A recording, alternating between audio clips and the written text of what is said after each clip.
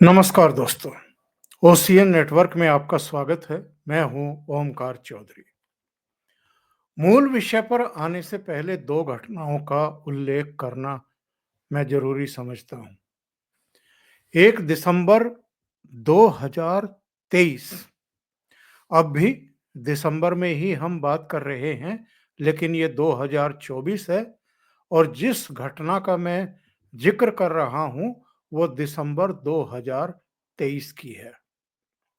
यही सत्र चल रहा था, यानी शीतकालीन सत्र चल रहा था और मोदी सरकार उस सत्र में कई महत्वपूर्ण बिल पारित कराना चाहती थी। इन बिल में जो चुनाव आयुक्तों की नियुक्ति को लेकर के एक बिल था, वो पास किया जाना था। इसके अलावा आपको ध्यान होगा, भारतीय न्याय संहिता का बिल पास होना था। इसमें 3 बिल थे, इंटरकनेक्टेड थे। भारतीय नागरिक सुरक्षा संहिता, भारतीय साक्ष्य बिल और एक था आपका भारतीय न्याय संहिता का। भारतीय न्याय संहिता, भारतीय नागरिक सुरक्षा संहिता और भारतीय साक्ष्य बिल। ये तीनों बिल पारित ना होने पाए और एक दूर संचार का बिल भी था और कुल मिलाकर के 18 विधेयक थे।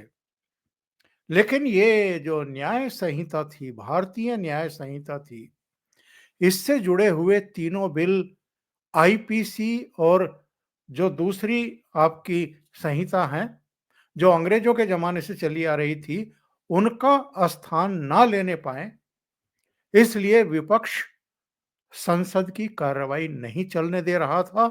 और चूंकि तकनीकी तौर पर वो लोकसभा चुनाव से पहले अंतिम सत्र था और अंतिम दिन के केवल कुछ दिन बचे हुए थे, इसलिए संसद में आपको ध्यान होगा कि कुछ लड़के और लड़कियां घुस गए थे, उन्होंने सुरक्षा में सेंध लगाई थी। तो संसद की सुरक्षा को मुद्दा बना करके समूचा विपक्ष पार्लियामेंट में हंगामा कर रहा था, दोनों सदनों को चलने नहीं दे रहा था। प्रधानमंत्री और गृह मंत्री अमित शाह उनके निशाने पर थे। लेकिन संसद क्यों नहीं चलने दे रहे थे, वो मैंने आपको बताया। चुनाव आयुक्तों की नियुक्ति का बिल और जो भारतीय न्याय संहिता थी, वो पारित ना होने पाए लोकसभा चुनाव से पहले, इसलिए पार्लियामेंट को इन्होंने एक तरीके से बंधक बना लिया था, बाधित कर दिया था। मजबूरन सरकार को कड़ा फैसला लेना पड़ा और कुल मिलाकर के आज हम 14 दिसंबर को बात कर रहे हैं और 14 दिसंबर 2023 को लोकसभा के 13 और राज्यसभा का एक सांसद सस्पेंड किया गया हंगामा करने पर। इसके बाद 18 दिसंबर को रिकॉर्ड 78 सांसद निलंबित किए गए। 33 लोकसभा के थे और 45 राज्यसभा के थे। फिर 20 दिसंबर को लोकसभा के 2 और सांसद निलंबित किए गए और 21 दिसंबर को लोकसभा के ही 3 और सांसद निलंबित किए गए। कुल मिलाकर के 146 विपक्षी सांसदों को अभूतपूर्व हंगामा करने के आरोप में निलंबित किया गया था। उसके बाद वो सारे विधेयक पेश किए गए, पारित किए गए। दूसरी घटना, इससे पहले जो मानसून सत्र था जुलाई अगस्त में, जया बच्चन का वो आपको याद होगा, राज्यसभा में खड़ी होकर के उन्होंने सभापति जगदीप धनखड़ से कहा था कि आपकी टोन बहुत खराब है। जगदीप धनखड़ को, जो सभापति हैं राज्यसभा के और देश के उपराष्ट्रपति हैं, संवैधानिक पद पर हैं, उनसे जया बच्चन कह रही थी कि आपकी टोन बहुत खराब है और इस टोन पर मुझे आपत्ति है। और जब जया बच्चन या अभी अगर देखें तो मल्लिकार्जुन खड़गे, दिग्विजय सिंह और जयराम रमेश, कल्याण बनर्जी तो खैर अब लोकसभा में चले गए, लेकिन डेरेक ओब्रायन और तमाम जो दूसरे मेंबर ऑफ पार्लियामेंट हैं, ये राज्यसभा के संजय सिंह, इन सबको अचानक सभापति जगदीप धनखड़ की टोन में बड़ी खराबियां दिखाई दे रही हैं। मैं ये सोच रहा था आज बैठ कर के कि ये जो जगदीप धनखड़ इनके निशाने पर हैं, टोन को जो ये मुद्दा बना रहे हैं, मामला केवल इतना भर है या इसके पीछे कोई एक नियोजित इनकी ऐसी बड़ी योजना है कि इनके टारगेट पर कोई और है और इन्होंने मोहरा बना लिया है सभापति को। इस पर आएंगे, लेकिन मैं एक बड़ा सवाल खड़ा करना चाह रहा हूं। टोन पर क्या केवल सभापति जगदीप धनखड़ की सवाल खड़े किए जाने चाहिए या बाकी की टोन भी हमें जरा देख लेनी चाहिए कि बाकी लोगों की टोन कैसी है। राहुल गांधी की टोन कैसी है? लोकसभा के सदस्य रहे हैं, लोकसभा के भीतर भी, और केवल मैं इस नई लोकसभा की बात नहीं कर रहा हूं, इससे पहले भी जो लोकसभाएं थी उसमें राहुल गांधी का टोन कैसा रहा, जब भी वो भाषण देने के लिए खड़े हुए उनकी टोन कैसी रही है, वो संसदीय परंपराओं के अनुरूप थी या उसके इतर थी। और केवल मैं भाषण देने की टोन की बात नहीं कर रहा हूं, मैं यहां पर बॉडी लैंग्वेज की जो टोन होती है उसकी बात भी कर रहा हूं। जो आपके चेहरे पर भाव आते हैं, मैं उस टोन की बात भी कर रहा हूं। तो राहुल गांधी की टोन कैसी लगती है जया बच्चन को? ममता बनर्जी की टोन उन्हें कैसी लगती है? वो जब प्रधानमंत्री नरेंद्र मोदी के बारे में बोलते हैं या अमित शाह के बारे में बोलती हैं, तो उनकी टोन कैसी रहती है? अखिलेश यादव जब योगी आदित्यनाथ को मठाधीश बताते हुए और उनकी तुलना माफियाओं से करते हैं, तो वो टोन कैसी लगती है जया बच्चन को? संजय राउत जो रोजाना 10 बजे महाराष्ट्र की जनता के नाम और मीडिया के नाम संदेश जारी करते हैं और रोजाना जिनके बोल बिगड़ते हैं, किसी ना किसी के बारे में वो अभद्र टिप्पणियां करते हैं, उनकी टोन कैसी लगती है जया बच्चन को और कांग्रेस के नेताओं को, मल्लिकार्जुन खड़गे वगैरह को? उद्धव ठाकरे जब भी प्रेस कॉन्फ्रेंस करते हैं या भाषण देते हैं या जनसभाओं में जाते हैं, किस तरह की टोन का इस्तेमाल करते हैं?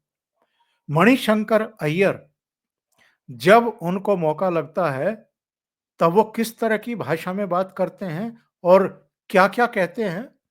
इन्होंने कहा था ना 2013 में कि नरेंद्र मोदी 21वीं सदी में प्रधानमंत्री नहीं बनेंगे, नहीं बनेंगे, नहीं बनेंगे, और अगर वो चाय की कोई दुकान लगाना चाहें, कोई खोखा लगाना चाहें तो तालकटोरा स्टेडियम के बराबर में कहीं उनको जगह उपलब्ध करा दी जाएगी। और ये जो इन इनकी जो अभद्रता थी, ये जो अहंकार था, इसने कांग्रेस को कितना बड़ा नुकसान पहुंचाया है, ये हमारे और आपके सबके सामने है। अरविंद केजरीवाल की टोन कैसी लगती है जया बच्चन को? जब वो कहते हैं कि सर्जिकल स्ट्राइक के कोई सबूत नहीं, एयर स्ट्राइक के कोई सबूत नहीं, और पूर्वी लद्दाख में या गलवान में या डोकलाम में हमारी सेना पर जिस तरह का वो सवाल खड़े करते थे, उनके पराक्रम पर, उनके कौशल पर, उनकी वीरता पर, उनकी टोन कैसी लगती थी? और मैं कहाँ तक किस-किस के नाम गिनाऊँ? संजय सिंह की टोन कैसी लगती है जब वो मेज पर खड़े होकर के नृत्य करने लगते हैं राज्यसभा में और उसके बाद उनको निलंबित किया गया था? यहां तक कि मनीष सिसोदिया, वो किस किस तरह की लैंग्वेज का इस्तेमाल करते थे तिहाड़ जाने से पहले। अधीर रंजन चौधरी, जब तक वो लोकसभा में कांग्रेस संसदीय दल के नेता थे और चुनाव नहीं हारे थे बहरामपुर से, उससे पहले वो किस तरह की टिप्पणियां करते थे देश के प्रधानमंत्री पर। चरणजीत चन्नी इसी लोकसभा में खड़े होकर के किस तरीके से ललकार रहे थे, कहां है प्रधानमंत्री, कहां है गृह मंत्री, जब हम चर्चा कर रहे हैं महत्वपूर्ण मुद्दे पर तो दोनों कहां गायब हैं। इस तरह की लैंग्वेज का यूज कर रहे थे। कल्याण बनर्जी जब तक राज्यसभा में थे, किस तरह की टोन थी उनकी, किस तरीके से सभापति के खिलाफ वो अभद्र टिप्पणियां करते थे। इस बार भी जब नई लोकसभा का गठन हुआ, किस तरीके से वो एक डर्टी लॉफिंग कर रहे थे, हंस रहे थे और गलत तरीके से उनकी बॉडी लैंग्वेज जो है पूरे सदन और पूरे देश के लिए एक आकर्षण का कारण बनी थी। सोनिया गांधी का मौत के सौदागर, क्या उनकी बहुत अच्छी टोन थी। तो सवाल ये है कि आपको केवल अगर सभापति की टोन पर आपत्ति हो रही है, और सभापति की टोन क्या गड़बड़ है। जगदीप धनखड़ एक सख्त प्रशासक रहे हैं।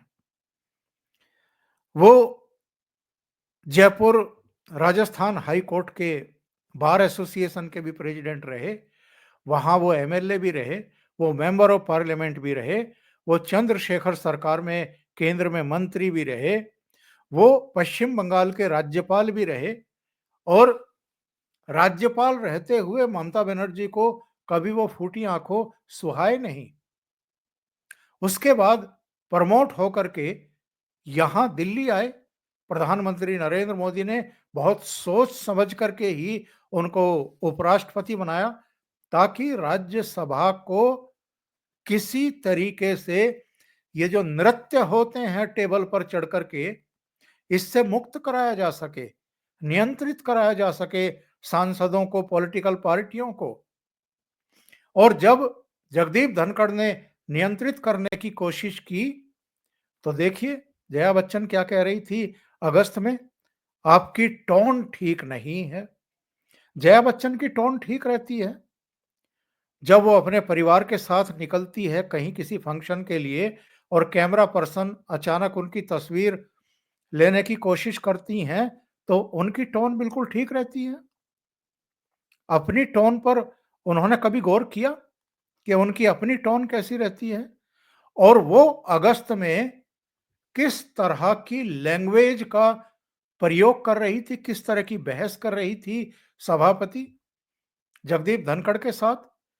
क्या विपक्ष, जो एक चेयर की गरिमा होती है, पीठासीन जो सभापति होते हैं या उपसभापति होते हैं, उनका सम्मान करना भूल गए हैं, या जानबूझ करके टकराव के हालात पैदा कर रहे हैं और सदनों के भीतर अराजकता की स्थितियां पैदा कर रहे हैं।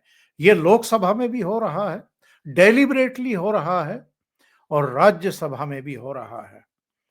ये दो घटनाओं की चर्चा मैंने इसलिए की है कि ये दूसरा मौका है।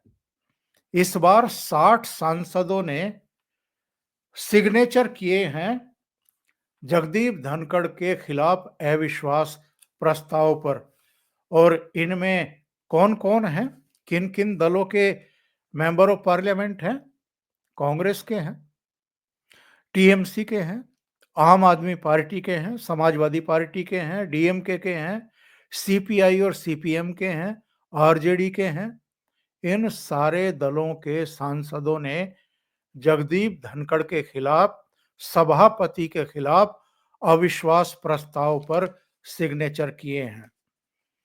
और ये पिछले 3 साल में दूसरा मौका है, 2.5-3 साल के इनके कार्यकाल में। 2022 में जगदीप धनखड़ देश के उपराष्ट्रपति बने थे, और जो उपराष्ट्रपति होता है वो राज्यसभा का सभापति भी होता है। 2.5 साल, 2.25-3 साल के भीतर ये दूसरा अविश्वास प्रस्ताव उनके खिलाफ लेकर के आए हैं विपक्षी सांसद। इससे पता चलता है कि वो जिस तरीके से व्यवस्थाएं बना रहे हैं राज्यसभा के भीतर, जो हुड़दंगी टाइप लोग हैं, सांसद हैं, उनको जिस तरीके से नियंत्रित करने की कोशिश कर रहे हैं, बंच के बंच, इतने मोटे-मोटे बंच जो है वो स्थगन प्रस्ताव पेश किए जाते हैं और उनके ऑफिस को दिए जाते हैं। रोजाना का काम है ये। यानी पार्लियामेंट ना चलने पाए, राज्यसभा में नित हंगामे हों, व्यवस्थित तरीके से चीजें, नियंत्रित तरीके से चीजें ना होने पाए, इसलिए ये कोशिश की जाती है रोजाना। राज्यसभा की कार्रवाई रोकने की कोशिश, बाधित करने की कोशिश होती है। और रोजाना ही लगभग नेता प्रतिपक्ष और कांग्रेस के राष्ट्रीय अध्यक्ष मल्लिकार्जुन खड़गे खड़े हो जाते हैं। हमने स्थगन प्रस्ताव का नोटिस दिया है, उस पर विचार करिए। आप विचार नहीं करते हैं, डेलिबरेटली आप पक्षपात करते हैं, विपक्ष को बोलने नहीं दे रहे हैं। 25 नवंबर से शीतकालीन सत्र शुरू हुआ था। 23 नवंबर को झारखंड और महाराष्ट्र के नतीजे आए थे। महाराष्ट्र में कांग्रेस बहुत बुरी तरह हारी थी। इसके दूसरे दिन यानी 25 नवंबर से शीतकालीन सत्र शुरू हुआ और उसी दिन से राहुल गांधी की अगुवाई में विपक्ष दोनों सदनों में हंगामे कर रहा है, सदनों को चलने नहीं दे रहा है। फिर वही अडानी अडानी अडानी मोदी, अडानी मोदी एक, अडानी मोदी एक, अडानी मोदी एक। सदनों के जो सभापति और स्पीकर हैं, उनको जानबूझ करके अपमानित किया जा रहा है। उनके सामने जानबूझ करके अराजकतापूर्ण स्थितियां पैदा की जा रही हैं। एक चुनी हुई सरकार का प्रतिनिधित्व करने वाले और पूरी संसद का भी, लोकसभा का प्रतिनिधित्व करने वाले उसके मुखिया जो पीठ पर बैठते हैं, उनका क्या सम्मान होता है, क्या सम्मान अब तक रहा है, उसको मटियामेट करने की साजिशें रची जा रही हैं। इसी तरीके से सभापति और देश के उपराष्ट्रपति को निशाना बनाया जाता है उनकी टोन को लेकर के। और ये शुक्रवार को भी देखने को मिला। मल्लिकार्जुन खड़गे, जब जगदीप धनखड़ ने कहा कि आप मेरा सम्मान नहीं कर रहे हैं, चेयर का सम्मान नहीं कर रहे हैं, अपमानित करने की कोशिश करते हैं बार बार, तो मल्लिकार्जुन खड़गे ने कहा आप मेरा सम्मान नहीं करते हैं, मैं आपका सम्मान क्यों करूं। जगदीप धनखड़ को कहना पड़ा कि मैं किसान का बेटा हूं और मैं झुकूंगा नहीं। मुझे तो आश्चर्य होता है, वो जाट किसान परिवार से आते हैं, संघर्ष करके नीचे से उपराष्ट्रपति के पद तक पहुंचे हैं, पहले जाट उपराष्ट्रपति हैं।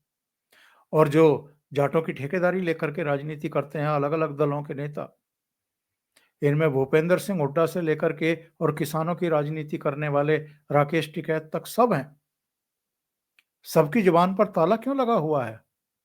अगर सभापति का अपमान किया जा रहा है, डेलिबरेटली अपमान किया जा रहा है और बार बार उनके खिलाफ अविश्वास प्रस्ताव ला करके उनको एक तरीके से बहुत ही अजीबोगरीब स्थिति में ला करके खड़ा कर दिया गया है, तो ये लोग खामोश क्यों हैं? बहुत ये कठिन सवाल है, बड़े सवाल हैं कि इनके निशाने पर दोनों सदनों के स्पीकर और सभापति क्यों हैं। एक तरफ ये संविधान की बात करते हैं, डेमोक्रेसी की बात करते हैं, अभिव्यक्ति की स्वतंत्रता की बात करते हैं, और दूसरी तरफ हफ्तों हफ्तों संसद के सदनों में भी और सदनों के बाहर भी, संसद परिसर में भी हंगामे करते हैं, डेमोन्स्ट्रेशन करते हैं, मीडिया के सामने नाटक नौटंकी करते हैं। इनको नियंत्रित कैसे किया जाएगा? और अगर कोई नियंत्रित करने की कोशिश करता है तो ये अविश्वास प्रस्ताव ला करके उसे बैकफुट पर धकेलने की कोशिश करते हैं। ये पहली बार है जब मोदी सरकार बेहद सख्त दिखाई दे रही है कि आपको अगर हंगामे करने हैं तो हंगामे करके एक बार छक लो, निपट लो। इसलिए आपने देखा होगा दोनों सदनों में जैसे ही शुरू होते ही, सदन खुलते ही ये हंगामा करना शुरू करते थे, दोनों स्पीकर भी और सभापति भी सदन की कार्रवाई दिन भर के लिए स्थगित करके अगले दिन के लिए कह देते थे। जब इन्होंने देख लिया कि सरकार इस बार इनको सबक सिखाने को मन बना चुकी है और इनके प्रेशर में नहीं आ रही है, तब जाकर के अब ये संविधान पर बहस के लिए तैयार हुए हैं। अभी के लिए इतना ही। बहुत-बहुत धन्यवाद। अगर आपको ये चैनल और इसके कंटेंट पसंद आ रहे हैं, तो लाइक करें, कमेंट करें, वीडियो को शेयर भी करें। अभी तक अगर आपने ये चैनल सब्सक्राइब नहीं किया है, तो सब्सक्राइब कर लें। साथ में लगे बेल आइकॉन को दबाना ना भूलें, ताकि आगे आने वाले वीडियो और उनके नोटिफिकेशन आप तक पहुंचते रहें। बहुत-बहुत धन्यवाद। नमस्कार।